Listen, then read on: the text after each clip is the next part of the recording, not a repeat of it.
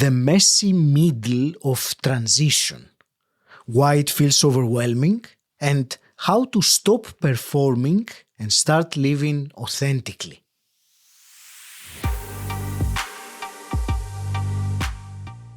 Welcome to Personal Development Mastery, the podcast for intelligent, busy professionals who've achieved success but feel something is missing and are seeking clarity, purpose, and fulfillment. Each episode helps you grow by inspiring aligned action through practical insights you can actually use. I'm your host, Agi Keramidas. Join us every Monday for an insightful conversation with a guest, and each Thursday for a shorter episode where I reflect and share with you. This is episode 540. If you are feeling stuck between chapters of your life and unsure of your next step, then this episode is for you.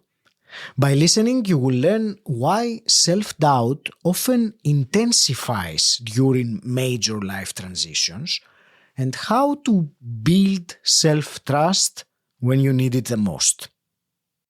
Before we start, if you resonate with the topics we discuss on the podcast and you are navigating a transition or perhaps feeling called to a next chapter that is more purposeful and intentional, I offer one-to-one coaching and mentoring to help you get clear, reconnect with what truly matters, and move ahead with confidence.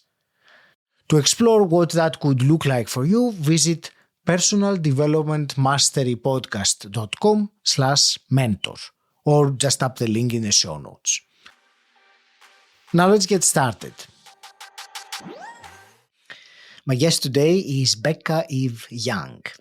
Becca Eve, you are a former corporate strategist who turned transformational coach and soulful storyteller. You walked away from the societal shoulds and rebuilt your life from the inside out. You are the author of It's Gonna Get Messy, and you are passionate about guiding others through the quote-unquote messy middle, which is the uncertain seasons of identity shifts, healing, self-trust, and reinvention, so people can live as their most authentic and soulful selves. Becca, welcome to the show. It's such a pleasure to speak with you today. Thank you so much. I'm so glad to be here. Lovely to talk with you as well. I'm looking forward to exploring with you today how to navigate life's crossroads with courage, first of all. And, the authentic success rather than the, what many of us have believed that success is. Straight away, I think I will go in the deep water straight away. For someone listening right now who looks successful on the outside, but feels unfulfilled inside, where does this reinvention and healing begin with? Where is the starting point of it? Yeah. Oh, I love it. I love going right in. From walking that path myself, and I think so many people aren't, this isn't a new conversation, right?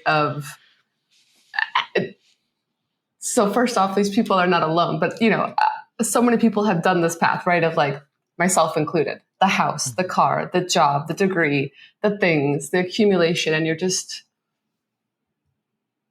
one day you look around, or maybe it's a series of days, and I would say it begins with awareness.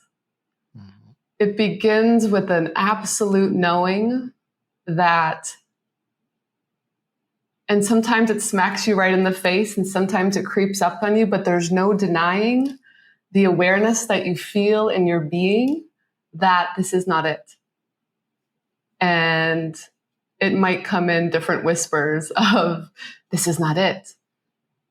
This is, you're off course. You are miserable. This isn't you. You are pretending. You are wearing masks. You are people pleasing. But all of those whispers are an absolute awareness and knowing that what I have been doing, what we have been doing is not working. And you can't know that, and you can't begin to reinvent until you sit yourself down or your higher self sits yourself down and says, hey, psst, I'm right here. Might you want to listen to what I have to say? Oh. I like how your answer is both very, simple, and on the other hand, very profound also, because awareness, of course, it is the answer. Yeah. It's not this level of awareness, though, and really recognizing this inner voice is not necessarily something that many people are, adept at or, good at. Yeah. I wasn't. Nope. Do you want to tell me about your awareness experience? I read in your story that there was a spiritual or a supernatural, if you want to call it that, experience. Was that your awareness shift? Yeah. Well, mine was, let's see, 2019 to 2022, that's such a powerful period for all of us. Yes. Certainly not myself, only myself. But it began there. It began with having all the things, doing the corporate climb, having the MBA, the house, the cars, the things, the other house, the wardrobe, everything. And it was all falling apart.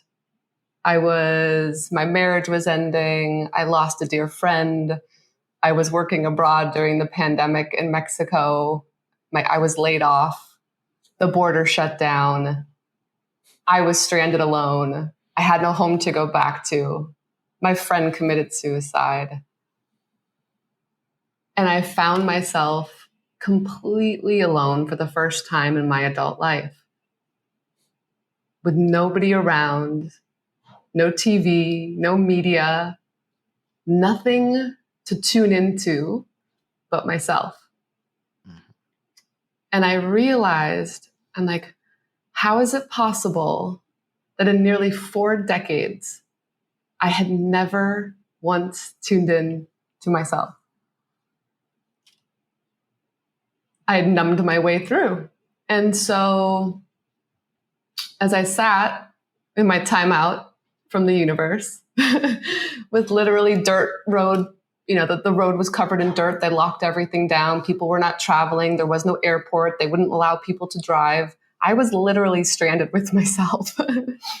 And in that moment, I got, as the universe does, and when you tune into it, little things, little notes. I began meditating, as so many people know the power of meditation. And the first time I did it, I couldn't even tune into my body. I couldn't even feel a body scan. I was like, this isn't good. This is not good.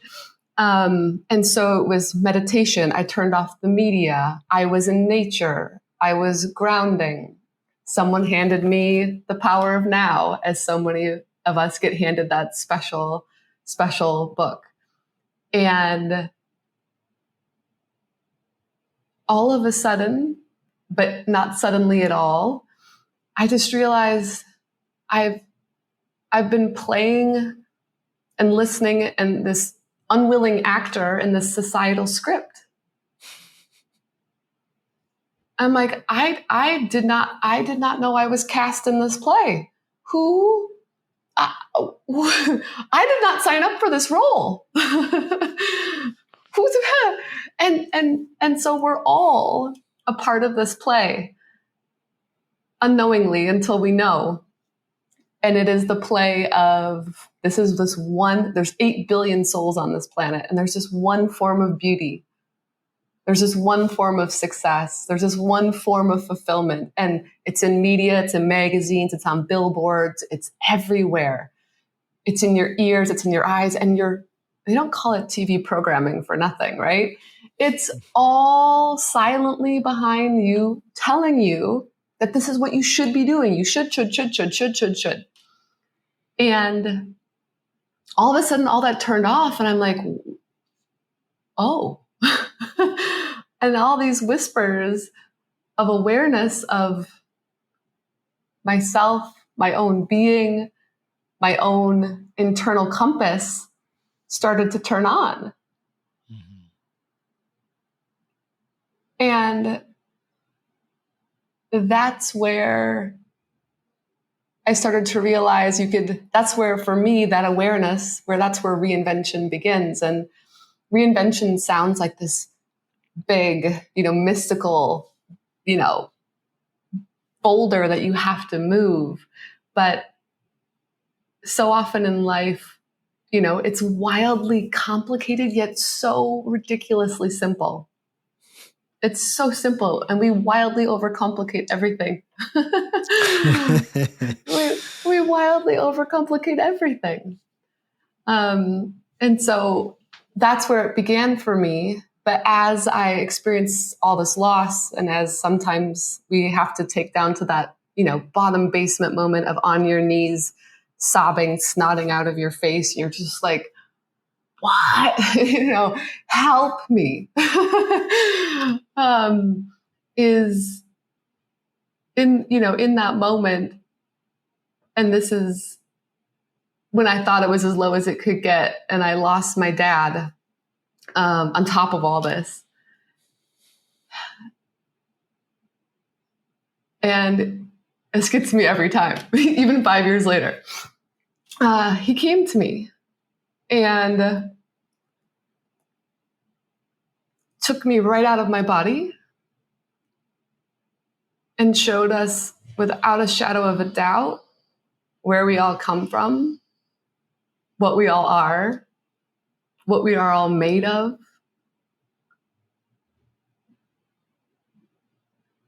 And then I naturally asked if I could stay, but no.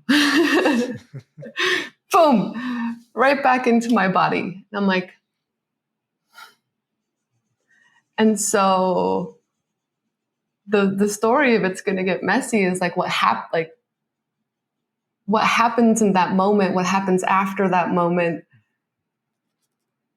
and just like rebuilding from the ground up with a total different awareness of who we are, all of us, what we're made of, and how do you embrace, purpose, like we don't already have it, or success, or all these material things, when you're very much a spiritual being having an earthly experience. Thank you. This is a powerful story, and thank you for sharing it in the way that you did.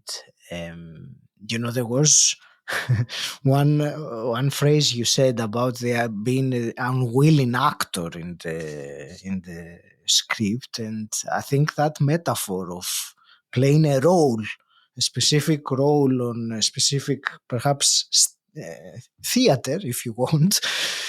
When you start looking at life like this, for me, I personally find it is a good way from detaching from identifying with the actual role. So I can see a little bit on the outside, like Aggie playing, the actor of doing that. So that's thank you for that metaphor of the unwilling actor. Yeah, it gives you a little separation, right? You can say, because and that's what meditation does for so many people. It gives you that little bit of pause between your essence and your mind to actually pause and almost see yourself. And you can see yourself with your ego, with your script, with your things, and you're like, hey, what? You don't have to read those lines. You can go off script. Let's move on now, because you've already mentioned the messy bit. So we gone past the stage of awareness, and then the journey of the transformation begins. You call it messy. So tell us, first of all, why is it messy? What's the mess about? Well, of course, being human, we have to put a label on it. I mean, it is the way. But, we're all taught to perform. So it goes back to the play, right? We're all taught to perform. And everything that we see on social media and everyone's perfect vacations, where everyone's having the best time ever, but really they are all like screaming at each other 5 minutes before or crying in the shower. We're all told that perfection is the goal and that success and looking a certain way and being a certain way is, and that we should not be transparent with our emotions, our feelings, our experiences, be raw, be vulnerable. And so it's messy because we're taught that mess is not okay. Clean up your room, young man. Clean up your mind, young lady. And so this is where all this, doubt and shame comes in, because we're like, okay, I'm doing the play, I'm reading the script, I'm being a good girl, I'm doing what I should be doing. Isn't this good? Aren't I good? But that's not the point. There's 8 billion of us, and we're all perfectly unique beings, and there will never be another you, ever, in the history of time and space. So why are you playing this role that's not meant for you? And it feels messy because you're like, you're taught just to not play for you. You're taught to play for this one role, this one script. And you feel like you're messy because like you feel like you're deviating, and that's bad. But that's the absolute path. The absolute path is to stop pretending something you're not and to be exactly the little unique being that you are. And so it's messy because society says it's messy, but really it's just authentic. That's a very good answer. And it also, for me, when I hear the term messy, there is that element of needing some cleaning that is implied when it's a mess. And I think in some ways that is very appropriate, because we need to do some cleaning, some inner cleaning during that messy period. So I wanted to talk to you about this, and in particular, there is, and I believe you can tell me also your own experience, one something that comes up quite, I think, prominently in cases, in situations, transitions like this, is self-doubt.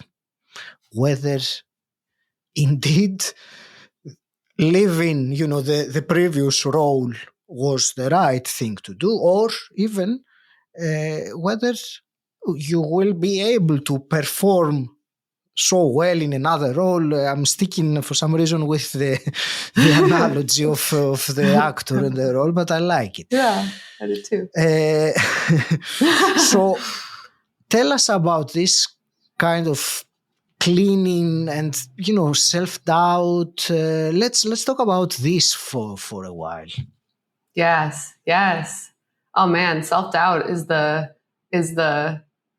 number one, I would say, outcome or effect of ditching the script, of ditching the societal script. Because of course, this is the role that you've been handed, and you've been told since birth, you're meant to play this role.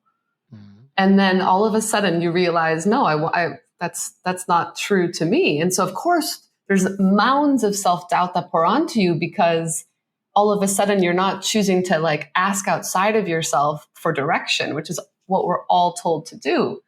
You're like, you start to actually begin to trust yourself. But it took me years of micro trusts to begin to build that up. And it takes time. It takes time. But I mean, the thing that we don't get publicized that often, again, in the media of the perfect realm, I mean, every single human on this planet has self-doubt. Beyonce had to come up with an alter ego, Sasha Fierce, in order to step on the stage. She was terrified. So she literally had to go outside of herself, create an alternate reality person, avatar, in order to get the courage to step out there. Because we're all used to performing. And the beautiful thing is if we, as you can see, even through conversations like this, if we stop performing and we allow our authentic selves and our humanity to be seen, there's no need to perform. And then through the irony is through that sharing of the messy, which with my story, I can tell you a year ago, the thought of reading this story made me want to vomit. I was like, there's no way people, like, I'm not going to actually publish this. Mm-hmm. And now I'm like, I don't care, not in an egoistic way, but it's my truth. And I know that someone else on their journey is going to feel more seen and less alone. And that's the energy that connects all of us. And so as we all, sit in this auditorium, I don't know why we're going with the script thing. I haven't, but this is great. But so as we, as we're in the auditorium with our scripts and we all of a sudden, like someone sings a little song and you're like, that was not in the scene. And then all of a sudden it's like, wow, that was pretty. And then someone else is like, well, I want to tell a joke. And and it's like that unique expression, like that. It's like a flock of birds, right? It's like, you can't emulate that. It's stunning. It's beautiful. It's got such frequency to it. And that self-doubt is from ignoring your frequency. It's ignoring your rhythm. And as you, in these little micro trusts each day, for me, it was sitting with my own mind. It was saying no to the thing that I didn't want to do. It was stopping conversating with the person that they're a good human being, but it's somehow like, doesn't feel good. And you're like, well, I don't want to be mean. I don't want to, I should. And it's like, no, every time you just listen to that little voice, it gets louder. It gets more clear. And the little self-doubt meter starts to slowly, it's coming down. And sure, there's moments, we're human. Like, it's not like, today I have released self-doubt and it's forever gone. No, but the more that you learn to trust your own frequency, your own rhythm, your own path, then you don't have the self-doubt because you're not playing a role you weren't meant to play. Becca, tell us a practical tool, because you said about building it up, this ability to trust in yourself. Give us a practical tool that you recommend one can use to actually, build up or, face the self-doubt and I agree with you that everyone has that. It is great to share that, because it is, I don't digress back to that, but it's again what we were saying earlier on, that it's great to feel that you're not alone, that it's not something that, I have self-doubts, but, Becca, even Aggie, they don't have self-doubts. It is not. So that's my self-doubt. I want to go back to the question I asked you about, something practical, because it's one thing to say, yes, you need to overcome your self-doubt. Yep. But these little building blocks, that would be useful to hear what you recommend. Yeah. I have, as you've already pointed out, I am a big fan of simplicity and not overly complicating things. And so for me, and I've touched on it already a little bit, but the number one thing that I could do was learning how to activate this intuitive compass that we all have, but it's all been numbed out through you name it. Netflix, drinking, numbing, plans, being busy, saying yes to things that you don't want to say yes to. And so to ditch the self-doubt, first you have to tune into self. So you can't even ditch the self-doubt until you take the step back and actually connect with yourself. And I hate to be cliche, but there's a reason why we all recommend meditation, because it is the only thing that allows us. I mean, there's other things, right? Time in nature and walks, but it really allows you to sit with yourself, come into your body when we're all so constantly in our screen and out and in the world. There's so many great apps for this. I use Headspace. It's like they have 5, 10, 15, 20-minute meditations each day. And every morning I start with a meditation. And it just allows you to come into your body, come into your intuition, and like hear your own voice. And so you can't ditch your self-doubt until you know yourself, because then you're throwing things away that you're not connected to. So I can't recommend it enough. It has been life-changing. And I know everyone's, not everyone, but people get scared of meditation. Oh, the thing, I'm not going to do it right. No. Meditation is messy. Everyone thinks meditation is this like Zen state. No, it's a hot mess in there. You're with your mind and the thing, and I sent that email and this person did that. Oh, focus. That's meditation. And it's messy for everybody. So coming into self, meditating, learning to witness your mind and then say, okay, stop. And that's even 10 minutes a day is magical. So that's for me, like step one. And then when you want to learn to ditch that self-doubt, it's quite simple, because we all learned, okay, I have this big business decision coming up. What should I do? What do you think I should do? Should I do this? Should I do that? Should I do this thing? And so we're constantly asking our partners, parents, spouses, friends, lovers, what should I do?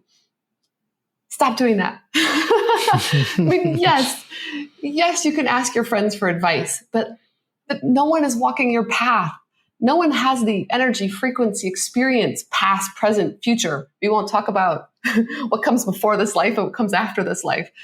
But this is just this is your beautiful dream. And so it's tuning into yourself when you have the simplest of things. The simplest of things. Do I want to go to this event? Am I doing it out of people pleasing or what I should, or do I actually want to go? And listening to yourself and letting people down around you and just choosing what you know is true for you. It could be as simple as, do I want to go to this movie? No, I don't. Do I want to have a coffee or a glass of water? Here, have a coffee. You know what? Actually, when I drink coffee, it makes me feel anxious, whatever. And saying no to the coffee. I'll have a cup of tea. Here, have a glass of wine. You know what? I'm not really feeling that today, but I'll be the one at the table who decides to have a lemonade. It sounds so silly, but we don't realize how many ways we abandon ourselves each day in the tiniest of fashions. Tiny. And so you can make all the big decisions in your life. You can go for that thing. You can go for that job. You can nail it. And you can be like, yes, look at me. I'm a person of importance. But all those little micro mistrusts all live under the surface. And until you get in there and look at that mess, that is a mess, and you allow some of those to be seen, you acknowledge that you abandon yourself in those moments and you let those little things go. That's where you begin to build that self-trust, because you're done abandoning yourself, which we don't realize we do all the time for people pleasing, for parents, everybody. And it's as simple as choosing you in those little moments, tiny little things where you just say, I'm done pleasing everybody else around me. I love you all. Don't get me wrong, but I'm doing what I want.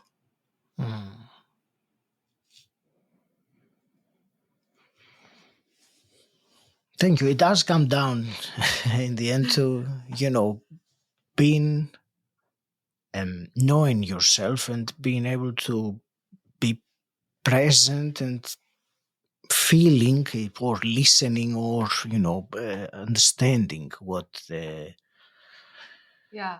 the message is, what the inner wisdom, if you want, is. And that is certainly very important in making the big decisions. Yeah. The opinions of the experts, of course, they are valid, but I think you said it very, very nicely, that in the end it is only you know what is the best for you. But when I say you, I don't mean the ego you, the deeper you, the higher self you, Yes. that part of you. Yes. Yes. Yes. Well, and when I found myself alone in the desert for the first time, living alone for the first time in my life, I literally struggled with it at first. I mean, I had no job, I had no home, I had no place, I had no things. I had literally it's just me, and I struggled with I didn't have a schedule, I didn't have a corporate, the whole thing where I'm in meetings all day and my team and everything. And I'm like, do we want to go for a hike now? And I'm like looking around. I'm like, oh, I guess do we want to go for a hike? Do we feel like a hike today? Because you're in this cycle of programming and doing, and this is you're on autopilot half the time. And so it's just, okay, what do we want for breakfast? Do you not want to do it's little things like that. Little things. The family goes on vacation. You're like, you know what? I love you guys. I see you all the time. And if I go on one more vacation with you with all my work stress, I'm going to go mental and saying, go.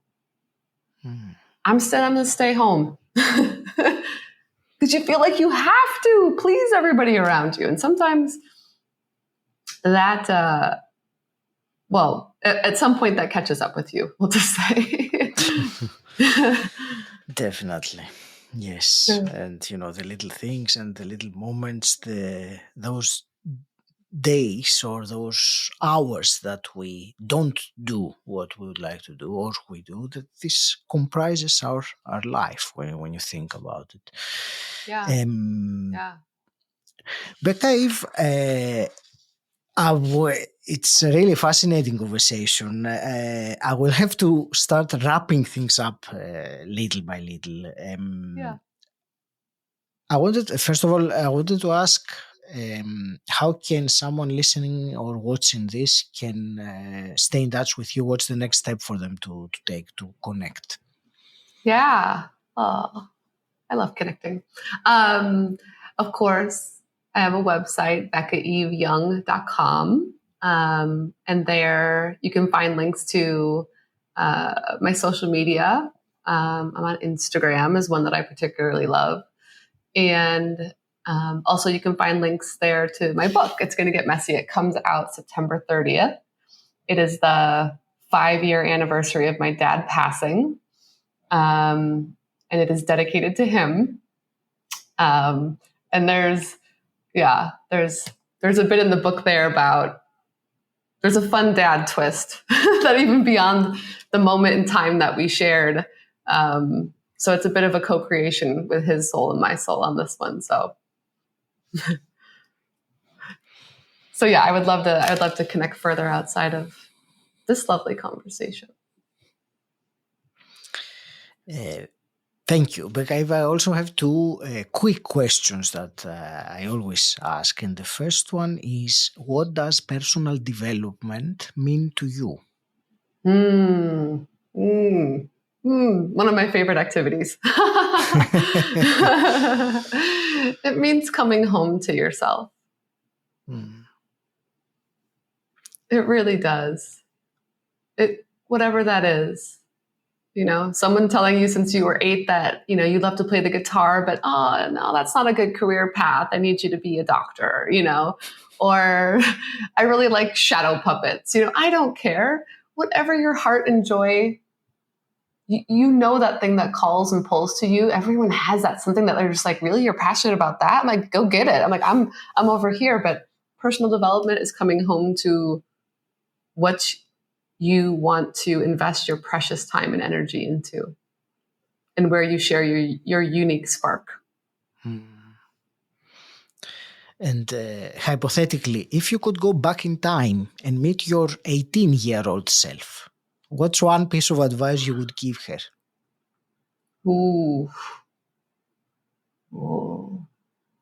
It's funny. I'm not really a regret person. Like, I don't have any regrets because I see the path of everything when you look back on it. But if I could whisper a little something in her ear, ironically, I would say stop performing. That's what I would say. I would say stop performing. I find it interesting that we have kept this, and without any prior arrangement, we just have kept this analogy, this metaphor I of know, acting and performance and roles. And this isn't one I've tapped into before, and I'm like, where is this coming from? But it's just, I like it. I like it too. Yeah. Becca, I want to thank you very much for this conversation we had and your insights that you shared. I want to wish you all the very best with your mission and your book, of course. Oh. What I will leave it to you for your parting words, and in particular, what I would like you to leave us with is for someone who has listened to this conversation and they are in their own messy space of transition where they have left the previous chapter behind. Yeah. And they are, in uncharted territory without even a clear sign of the port or however else you want to say it. So Yeah. leave us with some parting wisdom for this person. What could they, using your wisdom to draw from? Yeah. Oh, that person. I want to say congratulations. First off, I want to say congratulations, because in order to let go of that and to let go of the performing and the people pleasing and what isn't serving you, to arrive at the messy port, to be in the messy storm, that takes courage. It takes courage. And so to be there, to be in that mess, to not know which way to go, oh, it's so good. It's so good. It's so beautiful, because that's a wonderful sign. It means you're not looking for signs outside of yourself anymore. It means that you're not drawing from culture, from societal shoulds, from this, that, and the other. You're like, it's messy because you haven't listened to your own compass before.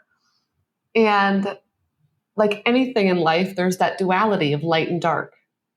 You do not know the light without the dark. It's impossible. There's no reference point. And so if you're in that messy middle, I can tell you without a doubt, that is a beautiful time to cocoon and create and come home to your little nest. That cocoon time is your chrysalis. This is when you start to form. This is when you start to grow your wings. This is when you go from the fuzzy caterpillar and the beautiful wings of the butterfly start to form, and the colors start to emerge. And next thing you know, you're in this and you're just like, oh, this is so gross and disgusting. And I'm like, why?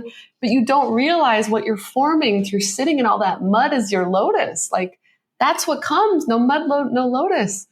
And so the messy middle is like, if you can just hold on to that as like your safety net, your buoy in the storm, and just know that, okay, I'm going to come out of this and I'm going to come sharper, clearer, more beautiful, more rooted in my own knowing. So if you're there, it's like, I think of it like, before the game begins. It's just like you're getting ready. You're getting ready to go out and blossom. And so in that messy middle, know that it's beautiful. Know that no one has the answer but you. Tune into yourself. Take care of yourself. Listen to your voice. Pause. Get quiet. There's no way to find your compass without getting quiet with yourself, feeling your feelings, and allowing all of what you've been stuffing down to start to come out. And it's not going to be comfortable. I hate to break it to you, but it's begging to come out. And when you let it come out, it's just, it's a beautiful rebirth. So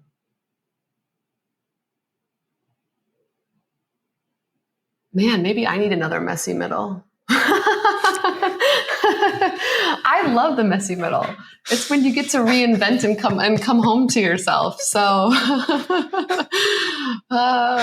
in those moments, and after you've had enough of them, you're like, yes, like, let's go, bring it.